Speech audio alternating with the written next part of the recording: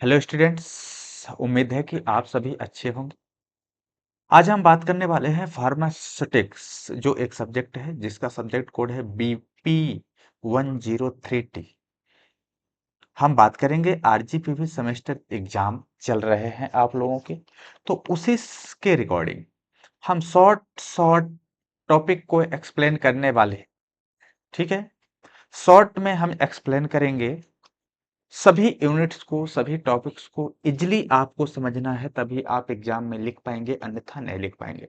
तो चलिए हम स्टार्ट करते हैं। जो हमारे पास यहाँ पे पहला यूनिट है, जो पहला यूनिट है, इस पहले यूनिट की हम बात करेंगे। पहले यूनिट में क्या है यहाँ पे? पहला यूनिट का जो पहला टॉपिक है वो है historical background and development of profession of pharmacy. यानी यहाँ पे सीधा सा आप समझिएगा कि हिस्टोरिकल मतलब हिस्ट्री, बैकग्राउंड मतलब क्या उसका पीछे का है, कैसा बैकग्राउंड है, एंड डेवलपमेंट, डेवलपमेंट मतलब विकास होता है किसका? प्रोफेशन ऑफ फार्मेसी का। आपके प्रोफेशन क्या है? फार्मेसी के है। फार्मेसी के अंदर क्या डेवलपमेंट हो रहा है, उसका हिस्टोरिकल बैकग्राउंड क्या है, वो सब जानने वाले हैं। तो आप बस कॉन्सेप्ट को समझिएगा। सिर्फ क्या करना है, कॉन्सेप्ट को समझना है आपको। सिर्फ हेडिंग के ऊपर ध्यान देना है। हेडिंग समझ समझ के आपको वहां पे एग्जाम में लिखना है। वैसे तो आपसे याद नहीं होगा, इसलिए आप प्रॉपरली ध्यान से सुनेंगे और समझने की कोशिश करेंगे। यदि आप मोबाइल चला रहे हो तो मोबाइल को साइलेंट कर दीजिए। ठीक है, किसी का फोन आए तो उठाए ना। जब तक यूनिट कंप्लीट नहीं हो जाती है तब तक आपको कंसंट्रेट हो करके वीडियो को वॉच करना है। तो यहाँ पे जैसे देखिए, एक्सप्लेन एग्जाम में क्वेश्चन कैसे आता है कि what are historical backgrounds and developments of profession of pharmacy and explains, या फिर कभी कभी दे देता है कि एक्सप्लेन, यानी explain historical background and developments of professional pharmacy. ठीक है, प्रोफेशन की जगह प्रोफेशनल भी कभी कभी दे देता है, आप ध्यान देंगे। तो यहाँ पे देखिए हमारे पास एक क्या है, एक क्या है, ये है हिस्ट्री ऑफ फार्मेसी। यानी आप फार्मेसी की हिस्ट्री जानने की कोशिश करेंगे। तो देखिए हिस्ट्री ऑफ फार्मेसी क्या है? Pharmacy is the science and arts of preparing and dispensing medicine. इस फार्मेसी के अंदर हम क्या जानते हैं कि एक साइंस है और एक आर्ट्स है। ठीक है, जहां पे प्रिपेयरिंग की जाती है। प्रिपेयर मतलब बनाया जाता है। क्या बनाया जाता है? डिस्पेंसिंग मेडिसिन, यानी मेडिसिन यानी दवाइयां बनाई जाती है। दूसरे पॉइंट पे देखेंगे यहाँ पे, इन ancient times medicines and pharmacy. इसमें क्या होता है, मेडिसिन्स जो होते हैं फार्मेसी के अंदर, ठीक है, उसके अंदर क्या किया जाता है? Practice together by the physician. Physician practice करते हैं। जैसे मान लीजिए फिजिशियन जो प्रैक्टिस कर रहे होते हैं वो लिखेंगे पर्चा पे। जैसे लिखते हैं ना कि RX इतना पैरासीटामोल डाइक्लोफेन है, तो आप स्टोर वाले फार्मेसी वाले क्या करते हैं, देते हैं। तो ये हिस्ट्री ऑफ फार्मेसी, आप सिर्फ ये समझेंगे। ठीक है, यदि हम बात करें कि pharmacy develop as a separate profession, ये कैसा डेवलप हुआ है? एक ऐसा सेपरेट प्रोफेशन है जो कि सेपरेट है। लेटर, यानी later pharmacy developed a separate profession. यदि हम बात करें इसकी इम्पोर्टेंस की, तो इम्पोर्टेंट क्या है यहाँ पे? इम्पोर्टेंस, जो इम्पोर्टेंट है हिस्टोरिकल डेवलपमेंट का, वो क्या है? देखिए कि 2000 BC, 1240 AD, 19 सेंचुरीज। ठीक है, ये देखिए 2000 BC क्या है? ठीक है, ये कुछ पहले ईयरली मेडिसिन्स होते हैं जो कि प्रिपेयर की जाती हैं, जो कि प्लांट से होते हैं, ठीक है, मिनरल से होते हैं एंड एनिमल से लिए जाते हैं। कितने होते हैं? 2000 BC होता है। 1240 जो एडी है, separation of pharmacy from medicine in Europe, ये यूरोप से लिए जाते हैं इतने। ठीक है, लेकिन जब 1900 सेंचुरी में हुआ तो develop of modern pharmaceutical science किया गया। पहले तो ये चलते थे, पहले फार्मेसी नहीं चलता था। 19 सेंचुरी में जो क्या है यहाँ पे, 19 सेंचुरी है। ठीक है, उस टाइम क्या हुआ, मॉडर्न फार्मास्यूटिकल साइंस का आविष्कार हुआ। यही है इंपॉर्टेंट हिस्टोरी डेवलपमेंट, यही फार्मेसी की हिस्टोरी डेवलपमेंट है। याद रखिएगा, पहला पॉइंट में क्या हुआ था, इसमें 2000 बीसी जो है इसमें मेडिसिन जो थे कैसे बनाए जाते थे, प्लांट से बनाए जाते हैं, मिनरल्स से बनाए जाते थे, एनिमल से लिए जाते थे। लेकिन 1240 जो पॉइंट है इसमें क्या यूरोप से बनाया गया, लेकिन इसमें 19 वाला है, 19 सेंचुरी वाला है, 19वां सेंचुरी है, उसमें फार्मास्यूटिकल साइंस का आविष्कार हुआ। यही हिस्टोरिकल है, याद रखेंगे। History of pharmacy in India, history of pharmacy, history of pharmacy in India, pharmacy में हिस्ट्री यानी इंडिया में हिस्ट्री क्या है फार्मेसी की, कब डेवलप हुआ, डेवलपमेंट इन इंडिया, इंडिया में कब डेवलप हुआ, एंशियंट पीरियड्स में डेवलप हुआ, ठीक है, जिसमें मेडिसिन मेनली फ्रॉम प्लांट से बनाए जाते हैं, बेस्ड ऑन आयुर्वेदा सिस्टम पहले था, ठीक है, जब होता था इंपॉर्टेंट बुक्स होती थी, जैसे उसमें ये बुक्स होती थी, यानी एंशियंट जो पीरियड जो था उसके दौरान करका था, ठीक है, समिता था एंड सस्था समिता था, ये सारे उस टाइम के बुक्स होते थे।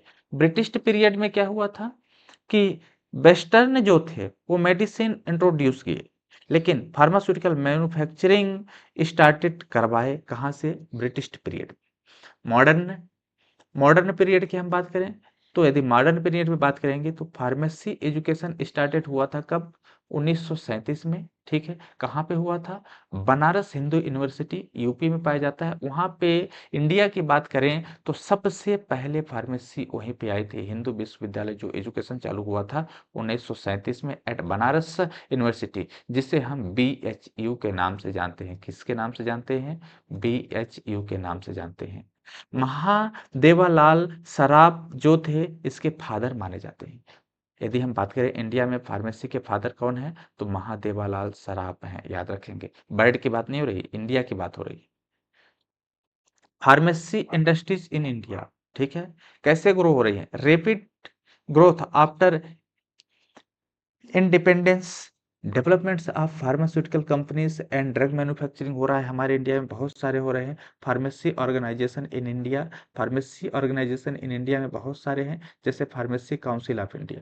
फार्मेसी को ऑर्गेनाइज करने वाले कौन कौन से हैं, एग्जाम्पल के हम बात करेंगे, फार्मेसी काउंसिल ऑफ इंडिया जिसे हम PCI जानते हैं, ये कंट्रोल करती है फार्मेसी एजुकेशन को। जो PCI होती है क्या करती है, कंट्रोल करती है फार्मेसी एजुकेशन को। लेकिन जो इंडियन फार्मास्यूटिकल एसोसिएशन है जिसे हम IPA के नाम से जानते हैं, ध्यान दीजिएगा कि एग्जाम में क्वेश्चन आ जाता है व्हाट इज IPA, तो आप लिखेंगे इंडियन फार्मास्यूटिकल एसोसिएशन होता है। ये क्या करता है, प्रोफेशनल बॉडी फॉर फार्मासिस्ट, ये सिर्फ क्या करता है, प्रोफेशनल बॉडी फॉर फार्मासिस्ट को प्रोवाइड कराता है। अब pharmacy as a career, pharmacy as a career क्या है, एक कई बार एग्जाम में आता है, तो फार्मेसी एज ए करियर मतलब फार्मेसी में आपका कैरियर क्या है, आप अपना कैरियर कैसे बना सकते हैं फार्मेसी में। तो पहला है कि pharmacist can work in money field, जो फार्मासिस्ट होते हैं फार्मेसी करने के बाद, जो व्यक्ति होते हैं, जो कैंडिडेट होते हैं, जो फीमेल होते हैं, जो बॉयज होते हैं, जो भी फार्मेसी करने के बाद, ठीक है, वो क्या कर सकते हैं, उनके पास बहुत सारे ऑप्शन है। लोग कहते हैं कि ऑप्शन नहीं है फार्मेसी करने के बाद, भाई साहब हम क्या करेंगे, तो फार्मेसी करने के बाद आप बहुत कुछ कर सकते हैं।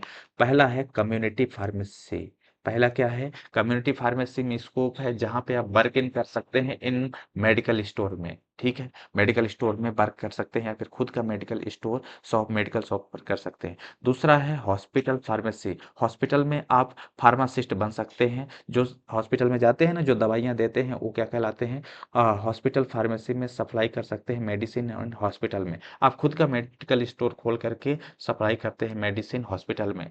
अब इसके बाद तीसरा स्कोप है फार्मास्यूटिकल इंडस्ट्री, यानी फार्मास्यूटिकल इंडस्ट्री में भी इसका स्कोप है। 3 डिपार्टमेंट होते हैं फार्मास्यूटिकल इंडस्ट्री में, पहला तो होता है production department, quality control department, तीसरा होता है रिसर्च एंड डेवलपमेंट जिसे हम बोलते हैं R&D, इसे को R&D बोला जाता है, रिसर्च एंड डेवलपमेंट। चौथा ऑप्शन है कि आप पढ़ लिख करके अच्छी डिग्रीधारी बन करके ड्रग इंस्पेक्टर बन सकते हैं, जहां पे ड्रग का निरीक्षण कर सकते हैं। और इसमें पांचवा है फार्मास्यूटिकल मार्केटिंग में आप कार्य कर सकते हैं, जैसे दो दवाइयों का प्रचार करते हैं, प्रसार करते हैं, ठीक है, डॉक्टरों को बताते हैं कि सर हमारा ये दवाई है, ये मार्केट में लॉन्च हुई है, अच्छा काम करती हो। छठवां है एकेडमी में आप काम कर सकते हैं। दैट मीन्स एकेडमिक मीन्स होता है टीचिंग में काम कर सकते हैं आप। और क्लिनिकल रिसर्च मीन्स मतलब आप हॉस्पिटल में आप रिसर्च कर सकते हैं, क्लिनिक में रिसर्च कर सकते हैं, कोई नया चीज बना सकते हैं, नया चीज आविष्कार कर सकते हैं। अगला टॉपिक है फार्माकोपिया। भाई साहब फार्माकोपिया क्या है समझिएगा। फार्माकोपिया एक स्टैंडर्ड बुक्स मानी जाती है। उस बुक्स के अंदर मेडिसिन जो दवाइयाँ होती हैं, जैसे मान लीजिए एक कैप्सूल है या फिर ये क्या है टेबलेट है, समझ लीजिए कैप्सूल टेबलेट है, ठीक है। तो इन ये कैसे निर्माण किया गया और इसका डोज क्या है, कैसे खिलाते हैं, यानी बनाने से लेकर के इसको खाने तक की प्रोसेस और कहाँ यूज करते हैं, यानी उसका A to Z information pharmacopoeia के अंदर होती है। तो यहाँ पे देखिएगा pharmacopoeia is an official book containing standards of drug test and formulation, यानी स्टैंडर्ड ऑफ ड्रग, ड्रग का स्टैंडर्ड क्या है, ड्रग का टेस्ट क्या है, एंड फार्मूलेशन कैसे किया जाता है। एक ध्यान दीजिएगा फार्माकोपिया इज ए एक क्या है ऑफिशियल बुक्स है, इतना याद रखेंगे, ज्यादा याद नहीं रखना है।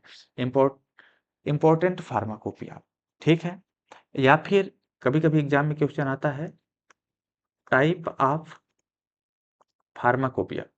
तो importance pharmacopoeia and type of pharmacopoeias कितने हैं। पहला तो है इंडियन फार्माकोपिया, दूसरा है ब्रिटिश फार्माकोपिया, तीसरा है यूनाइटेड स्टेट फार्माकोपिया, चौथा है मार्टिनेट फार्माकोपिया। इसके बाद चार ही चीज है, ठीक है।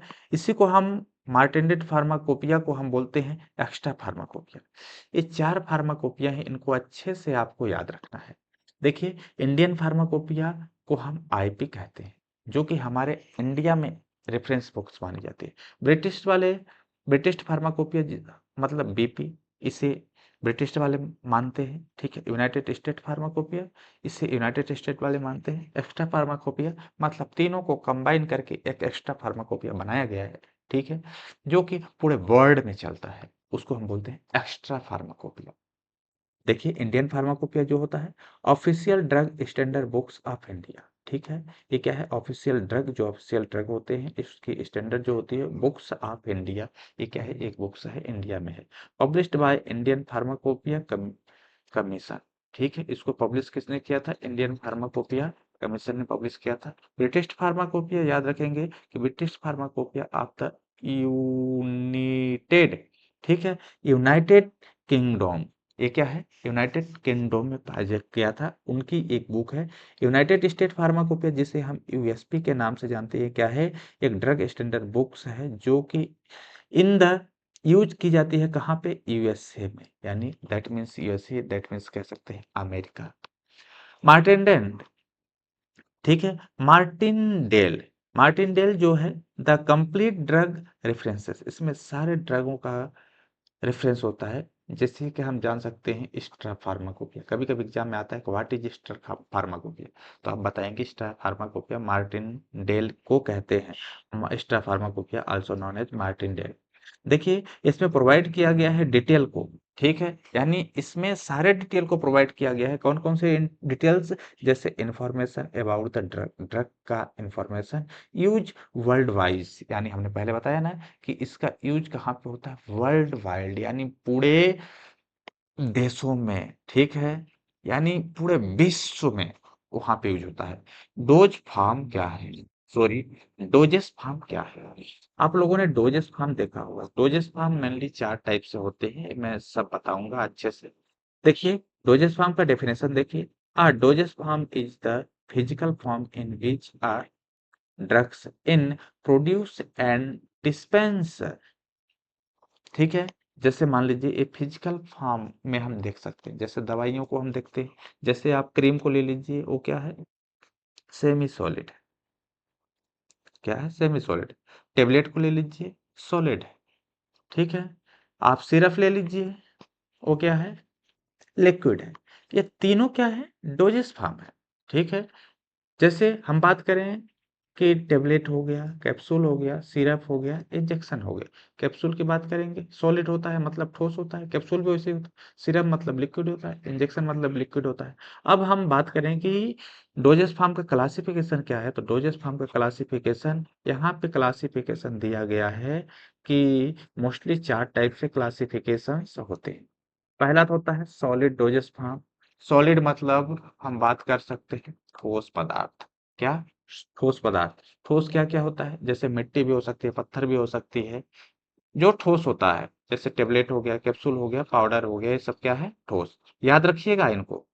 लिक्विड में क्या होता है? जैसे पानी, सपोज क्या हो गया? पानी। लिक्विड डोजेस फॉर्म मतलब लिक्विड मतलब पानी। पानी जैसे क्या होता है? सिरप होता है, सस्पेंशन होता है, सॉल्यूशन होता है, याद रखेंगे।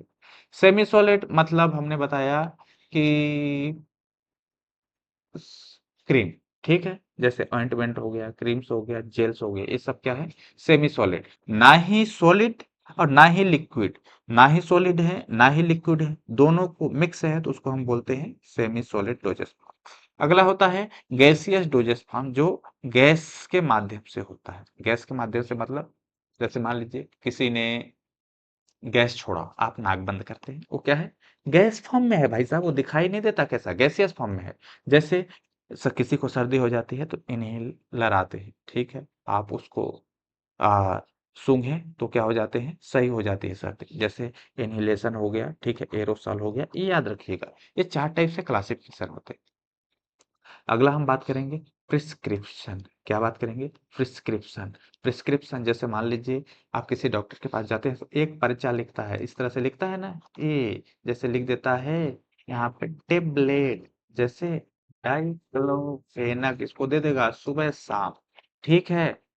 टेबलेट, एसिलॉक सुबह शाम, यहाँ लिख देगा एम्प्टी स्टमक, ये लिखते हैं।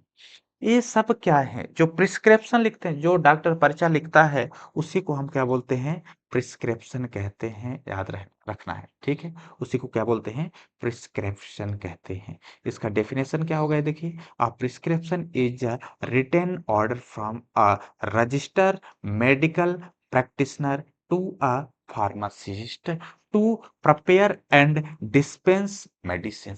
कहने का मतलब प्रिस्क्रिप्शन उसे कहते हैं कि एक रजिस्टर मेडिकल प्रैक्टिशनर, जिसे हम एमबीबीएस कहते हैं, वो एक पर्चा लिखता है दवाइयों को डोज बताने के लिए। किसके लिए? फार्मासिस्ट के लिए। उसी को हम कह सकते हैं प्रिस्क्रिप्शन, ठीक है? फार्मासिस्ट कौन है? आप हैं। जो मेडिकल स्टोर पे बैठता है वो फार्मासिस्ट है।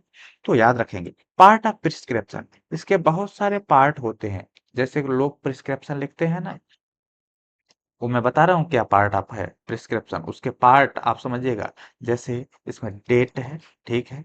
पेशेंट्स इंफॉर्मेशन है, पेशेंट्स यानी मरीज होता है। सुपर स्क्रिप्शन, दैट मीन्स आर्य सिंबल जो होता है वो सुपर स्क्रिप्शन होता है, ठीक है? Inscription means drugs name and strength होता है। सब्सक्रिप्शन मीन्स होता है इंस्ट्रक्शन फॉर फार्मासिस्ट। इसके बाद होता है साइन, ठीक है, जो कि डायरेक्शन फॉर पेशेंट्स, ठीक है? प्रिस्क्रिब प्रिस्क्राइब सिग्नेचर, जो प्रिस्क्राइब कर रहा है उसका सिग्नेचर होता है। सपोज यदि बात करते हैं कि एक डॉक्टर के पास क्या होता है? एक डॉक्टर के पास इस तरह से एक पेज होता है। क्या होता है? डॉक्टर के पास एक तरह से क्या होता है? एक पेज होता है, जिनको हम बोलते हैं डायरी, जो ब्लैंक होता है। इस तरह से आपको एग्जाम में बनाना है यदि आना है तो, ठीक है? यहाँ पे उस डॉक्टर का डिटेल लिखा होगा, ठीक है? इसके अंदर उस डॉक्टर का डिटेल लिखा होगा। क्या लिखा होगा? डिटेल लिखा होगा। क्या लिखा होगा भाई साहब? डिटेल लिखा होगा। जैसे हम बात कर रहे हैं, यहाँ पे दिख नहीं रहा है। हाँ, बात कर रहे हैं जैसे, जैसे लिखा रहेगा ओजस्विनी हॉस्पिटल, ठीक है? मैनेजमेंट सिस्टम, जो भी जहां का हॉस्पिटल है उसका नाम लिखा रहेगा। क्या लिखा रहेगा? उसका नाम लिखा रहेगा। इसके बाद एक साइड यहाँ पे डेट लिखा रहेगा, ठीक है? यहाँ पे डेट, जैसे आज क्या है, जो भी डेट है यहाँ पे डाल देंगे। वो डेट लिखा रहता है पर्चा में। इसके बाद लिखा होता है पेशेंट इन्फॉर्मेशन। पेशेंट से इन्फॉर्म मतलब यहाँ पे लिखा रहता है नेम, ठीक है। क्या लिखा रहता है? नेम लिखा रहता है, एज लिखा रहता है, ठीक है, डेट लिखा रहता है। जैसे आपका नाम सुमन है तो लिख देगा वो क्या है, सुमन। एज कितने हैं? 14 ईयर, 14 ईयर, ठीक है। Weight 50 KG. ये क्या होता है? पेशेंट्स इंफॉर्मेशन आ जाता है, ठीक है। अब इसके बाद आता है सुपर स्क्रिप्शन आरएस सिंबल। यहाँ पे वो एक आरएस सिंबल बनाता है। इसके बाद ये ध्यान दीजिएगा कि ये आरएस सिंबल है। ये क्या है? आरएस सिंबल है। इंस्क्रिप्शन जो होता है, इंस्क्रिप्शन मतलब ड्रग का नेम। जैसे हमें लिखना है टेबलेट लिखना है, जैसे मान लीजिए लिखना है पैरासीटामोल, ठीक है। इसको हम बोलते हैं इंस्क्रिप्शन। क्या बोलते हैं इसे? इंस्क्रिप्शन। अब इसके बाद अगला पार्ट आता है सब्सक्रिप्शन। सब्सक्रिप्शन मतलब होता है इंस्ट्रक्शन फॉर फार्मासिस्ट। क्या? Instruction for pharmacist. लेकिन इसमें देखिए इंस्क्रिप्शन मीन्स आता है ड्रग नेम, जो कि हमने यहाँ पे ड्रग नेम लिख दिया, ठीक है। एंड स्ट्रेंथ कितनी देनी है, ठीक है। जैसे फार्म ये लिखना है इतने 5, 5 कितने एमजी का? 5, 250 या फिर 500 एमजी कि कितने देने हैं? 5 देने हैं। इस तरह से वो लोग लिखते हैं, आप पर्चा देखे होंगे। इसके बाद होता है सब्सक्रिप्शन मतलब इंस्ट्रक्शन फॉर फार्मासिस्ट। इसके नीचे वो इंस्ट्रक्शन लिख देगा कि बीडी, ठीक है, या फिर ओडी, या फिर क्यूडी, ठीक है, या फिर इम्पटी स्टमक। मतलब ये बताता है कि दिन में 1 बार, दिन में 2 बार, दिन में 3 बार, खाना खाने से पहले, खाना खाने के बाद, दोपहर में, रात में। ये सब क्या कहलाते हैं? कौन सा पार्ट कहलाता है? सब्सक्रिप्शन। क्या कहलाता है? सब्सक्रिप्शन। इसके बाद होता है सिग्नेचर, ठीक है, डायरेक्शनल फॉर पेशेंट, ठीक है। क्या करता है? डायरेक्शनल फॉर पेशेंट का सिग्नेचर होता है। इसके बाद प्रिस्क्राइब्ड, किसके लिए प्रिस्क्राइब्ड किया गया है उसका सिग्नेचर होता है, ठीक है। नीचे यहाँ पे एक साइड में उसका, और जिसके लिए प्रिस्क्राइब किया हुआ है, जिसने प्रिस्क्राइबर किया है उसका। जैसे हमने आपको पर्चा लिखा तो यहाँ पे हमारे साइन होंगे, ठीक है। सिग्नेचर डायरेक्शनल फॉर पेशेंट्स, आप यहाँ किस डायरेक्शनल में जा रहे हैं वो यहाँ पे वो लिख देगा। इस तरह से आपको एक पेज में वहाँ पे बनाना है, और ये इतने पार्ट होते हैं, इन पार्ट को आपको अच्छे से याद रखना है, ठीक है। पेशेंट्स इंफॉर्मेशन मीन्स आप 3-4 पॉइंट याद रख सकते हैं। आपको सिर्फ पॉइंट बनाना है। क्या? जैसे बनाना है name, age, sex, weight. Name जो है, एज कितना है, सेक्स मतलब मेल फीमेल, वेट मतलब वजन। ये सब आपको 1-2 पेज में बनाना है, और इस तरह से बनाना है, ठीक है। आपको अच्छे से इसे एक्सप्लेन करना है। समझ में आ गया कि नहीं? आ गया होगा, कोई बात नहीं। अब चलते हैं आगे। Handling of prescription. उस प्रिस्क्रिप्शन को हैंडल कैसे करना होता है उसे हम बोलते हैं हैंडलिंग ऑफ प्रिस्क्रिप्शन। सबसे पहले चेक करना होता है। क्या करना होता है? चेक करना होता है। कौन चेक करेगा भाई साहब? आप चेक करेंगे या फिर फार्मासिस्ट चेक करेगा? क्या? ड्रग नेम, दवाइयों का नाम सही है और डोज सही बताया है कि नहीं, या फिर आप वापस आएंगे डॉक्टर को दिखाने के लिए, वो चेक करेगा। चेक चेक करेगा क्या? पेशेंट डिटेल, पेशेंट डिटेल को चेक करेगा, ठीक है। वेरीफाई डॉक्टर सिग्नेचर, आप वेरीफाई करवाएंगे डॉक्टर से। ये हैंडलिंग ऑफ प्रिस्क्रिप्शन का होता है। लेवल मेडिसिन प्रॉपरली, ठीक है। जो मेडिसिन हैं उसे आप प्रॉपर लेवल करके बताएंगे नहीं। एक बॉक्स आता है, ठीक है, इसमें आप उस बॉक्स को डालते हैं, इसमें लिख देते हैं सुबह, और सुबह एक गोली और शाम एक गोली, लिखते हैं ना, जो जिसमें उस दवाई को रखते हैं, उसी को हम बोलते हैं level medicine properly. Proper level होना चाहिए, ठीक है। या फिर जो ये आपको टेबलेट का बॉक्स दिया है, ठीक है, इसमें टेबलेट भरी होती है, कैप्सूल्स भरी होती हैं, इसके पीछे एक पॉलीथीन का लेयर लगा रहता है। आप अच्छे से देख लेंगे कि एक खुली तो नहीं है, खुल जाएंगे तो वो क्या हो जाएंगे, दवाइयाँ खराब होता है। उसी को बोलते हैं लेवल प्रॉपरली, ठीक है, यानी प्रॉपरली लेवल है कि नहीं है, ये चेक कर लेंगे। इसके बाद अगला आता है एरर इन प्रिस्क्रिप्शन। आप देख सकते हैं उस प्रिस्क्रिप्शन में कोई त्रुटि तो नहीं है, कोई गलती तो नहीं है। क्या देखेंगे प्रिस्क्रिप्शन में? डोज एरर, यानी जैसे बोला गया है कि 250 mg मॉर्निंग में खाना है, यदि 250 mg की जगह 500 mg दे दिया तो आप मर जाएंगे, डोज बढ़ जाएगा। तो अब सपोज बात कर लो कि कहीं पे 500 mg है, यदि आप 500 mg की जगह 200 mg खाते हैं तो दवाई काम नहीं करेगी, दोनों में समस्या है, इसलिए डोज एरर भी चेक करना है। अब दूसरा पॉइंट होता है रॉन्ग ड्रग, आपको ये देखना है कि गलत ड्रग तो नहीं है, ये एरर्स होते हैं, ठीक है, ये सारे देखना है। अब ये देखना है कि एलिजिबल हैंड राइटिंग, यानी जो हैंड राइटिंग है वो अच्छे से है कि नहीं है, जैसे कोई समझ पा रहा है कि नहीं समझ पा रहा है। ओ इनकरेक्ट जो इंस्ट्रक्शन होता है, यानी जो चेतावनी होती है, ठीक है, जो बताया जाता है वो इनकरेक्ट है, ये सब क्या कहलाते हैं, एरर कहलाते हैं। एरर मतलब मिस्टेक, यानी मिस्टेक, याद, एरर मीन्स मिस्टेक्स, बन जाएगा, कोई प्रॉब्लम नहीं है भाई साहब, एकदम इजी है। अगला टॉपिक है पोसोलॉजी किसे कहते हैं। पोसोलॉजी का डेफिनेशन, पोसोलॉजी मतलब समझिएगा आप, पोसोलॉजी मतलब डोज ऑफ ड्रग। पोसोलॉजी जब आप दवाई देखिए, posology is the science of determining, posology के अंदर, साइंस के अंदर डिटरमाइनिंग किया जाता है।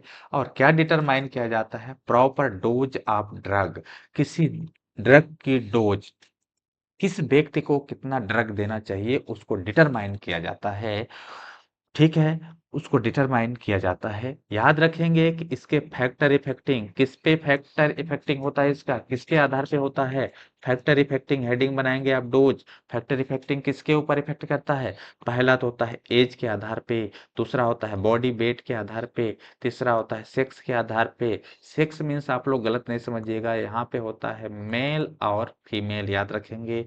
डिसीज कंडीशन के according route of administration, route of administration मतलब एडमिनिस्ट्रेशन, रूट मतलब होता है रास्ता, एडमिनिस्ट्रेशन मतलब देना, ठीक है, किस तरह से देना, जैसे देते हैं आईवी मतलब नस में, यानी जो नसों में लगाते हैं उसे आईवी बोलते हैं। दूसरा होता है आईएम, जो इंट्रामस्कुलर होता है, जो कमर में मांस में लगाते हैं उसे इंट्रामस्कुलर, ठीक है। एक होता है ओरल, क्या होता है, ओरल यानी माउथ के माध्यम से। ये सब क्या है, रूट ऑफ एडमिनिस्ट्रेशन है, दवाइयों को आप किस माध्यम से ले रहे हैं वो कहलाता है route of administration. Time of administration, किस टाइम के दौरान ले रहे हैं वो भी फैक्टर है, ठीक है, फैक्टर इफेक्टिंग है। ड्रग टॉलरेंस, ड्रग की क्या टॉलरेंसिटी है, ठीक है, ये सारे पॉइंट याद रखेंगे, ठीक है। ये क्या कहलाते हैं, फैक्टर इफेक्टिंग। एज के बारे में लिख सकते हैं, बॉडी वेट के बारे में लिख सकते हैं, सेक्स के बारे में लिखेंगे, डिसीज कंडीशन के बारे में लिखेंगे, route of administration, time of administration and drug tolerance. ये हमारे पास बहुत सारे ऑप्शंस हैं, इनको याद रखना है। अगला है हमारे पास पेडियाट्रिक डोज कैलकुलेशन। पेडियाट्रिक मतलब होता है छोटे बच्चों का डोज कैसे डिसाइड किया जाता है, कैसे, पेडियाट्रिक मतलब होता है चाइल्ड, क्या होता है, चाइल्ड, चाइल्ड यानी क्या होता है, बच्चा, याद रखेंगे भाई साहब, क्या रखेंगे, चाइल्ड यानी क्या होता है, बच्चा।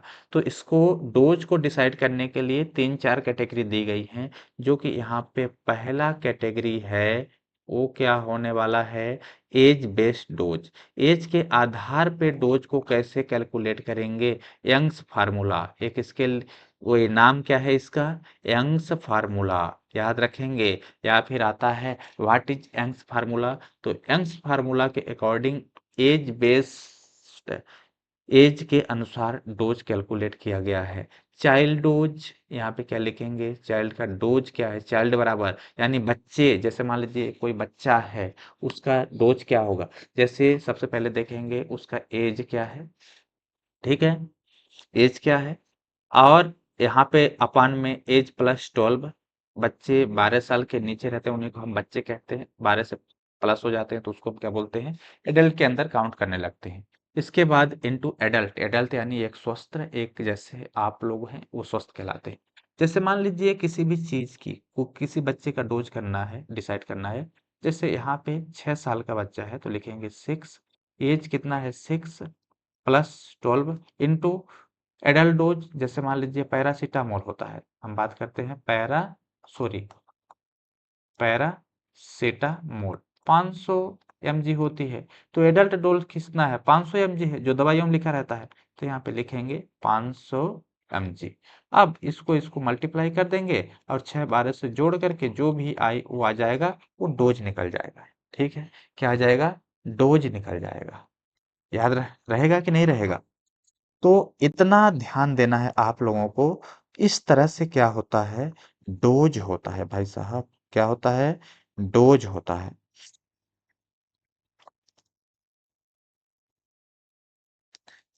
आप लोग अच्छे से समझेंगे तभी समझ में आएगा, अन्यथा नहीं आएगा। मैंने बता दिया, बिल्कुल नहीं आने वाला है समझ में।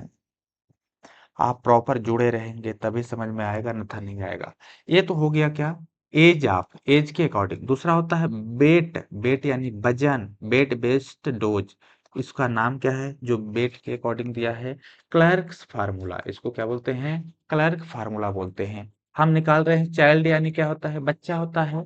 वेट कितना है बच्चे का? लगभग मान लीजिए 10 kg है। कितना है? 10 kg। समझ लीजिए 10 kg है। यहाँ पे ये क्या है? 150 यहाँ पे लिखेंगे, गुणे एडल्ट डोज कितना है? 500, यहाँ पे 500। इसके बाद इसको मल्टीप्लाई करके इससे डिवाइड कर दीजिए, वो आ जाएगा। अब बताने के लिए ज्यादातर कुछ नहीं है। अब देखिए body surface area method. Body को देख करके, बॉडी का देख करके कैसे डोज लगाते हैं? तो बॉडी सरफेस एरिया मेथड। ठीक है, जैसे देखिए चाइल्ड डोज, उस body surface area of child को देखते हैं और इससे डिवाइड करते हैं 1.73 से, इंटू एडल्ट डोज देते हैं। तो इसके अकॉर्डिंग ए क्या आ जाता है? डोज आ जाता है। तो इन तीनों डोजों का फार्मूला याद रखेंगे। पहला तो होता है एज के आधार पे, दूसरा होता है वेट के आधार पे, तीसरा होता है बॉडी सरफेस एरिया, उसका बॉडी को देख करके। इतना चीज याद रखना है। अब यहाँ से होती है यूनिट फर्स्ट कंप्लीट। बाकी ज़्यादा आपको कुछ नहीं पढ़ना है, थोड़े थोड़े ही पढ़ना है। चलिए मिलते हैं।